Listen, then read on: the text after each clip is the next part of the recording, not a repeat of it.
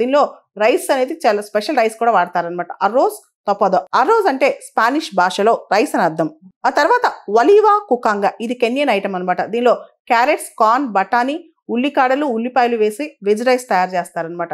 ఆ తర్వాత Japanese item, దీని పేరు చుటోరో నిగిరి సుషి. ఇది రైస్ తో పాటు చుటోరో ట్యూనా మరియు చేపలు ఇవన్నీ కలిపి రోల్ చేస్తారు. జపాన్ ఇది చాలా ఫేమస్ సుషి ఐటమ్ అనమాట. ఇది చుటోరో నిగిరి సుషి. ఆ తర్వాత ప్లెయిన్ నిగిరి ఐటమ్, ఇది జపాన్ నిగిరి సుషి, నిగిరి ఫేమస్ అనమాట.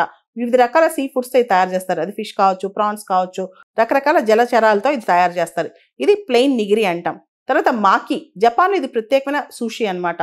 ట్యూనా, ఎగ్స్, ప్రాసెస్ చేసిన సీవీడ్ కానీ ఇవన్నీ వాడి ఇది చేస్తారనమాట. జపాన్లో ఇది స్పెషల్ సుషి, దీని పేరు మాకి. తర్వాత 10వది అతి ముఖ్యమైనది హైదరాబాద్ బిర్యానీ. మనందరికి తెలుసు హైదరాబాద్ బిర్యానీ టేస్ట్లో చాలా ఫేమస్.